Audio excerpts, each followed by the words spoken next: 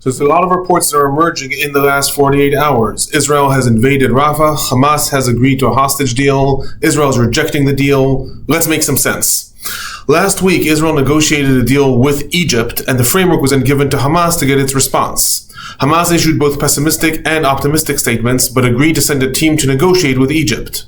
As things stagnated, on May 3rd, Israel issued an ultimatum to Hamas stating that the deal and the truce must commence within a week, or else the Rafah operation is going to begin. On May 5th, the Hamas delegation left Egypt without achieving results, and negotiations began breaking down. At this point, Israel issued evacuation orders to Palestinians in the southeastern parts of Rafah. On May 6th, the IDF began its invasion of the southeastern parts of Rafah. Hours later, Hamas publicly announced that it is accepting the terms presented to it by Egypt, and it was later reported that Qatar had applied monumental pressure on Hamas in order to get them to accept this. In Israel, however, there was extreme skepticism, and reports started to emerge that this is a stalling tactic and that the terms that Hamas is saying it agreed to are not the terms that Israel agreed to with Egypt, and the Rafah operation then continued.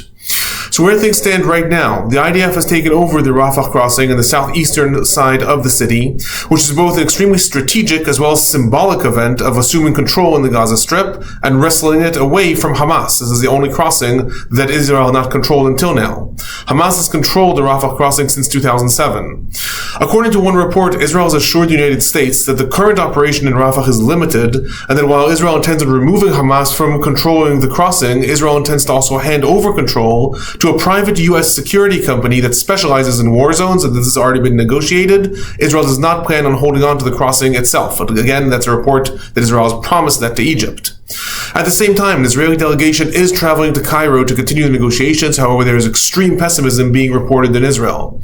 While Hamas is stating that it agreed to the original framework that was negotiated, leaks have emerged showing several critical changes that were made in what Hamas says it agreed to versus what Israel negotiated with Egypt. Among others, while the framework of releasing 33 hostages in the first phase of the deal is maintained, Hamas added that they can either be live or dead hostages, demanding the same amount of Palestinian prisoners regardless of the state of the hostages. This is something that Israel has not agreed to. It agreed to the release of 33 live hostages. In addition, the IDF redeployment in the second phase is different than what was originally negotiated. And in the third phase, Hamas has added that a 3 to 5 year plan will be put into place, involving removing the siege on Gaza and rebuilding under its own auspices.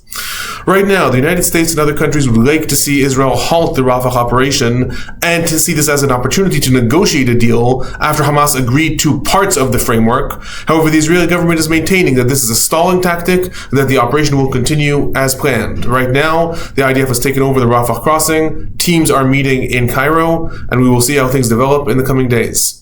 If you want to know more information about the war, check out my channel. I upload daily summaries talking about what is happening and analyses. I'm Alon Burstein. I'm a visiting assistant professor and Israel Institute fellow at the Department of Political Science at the University of California, Irvine. Thanks for watching.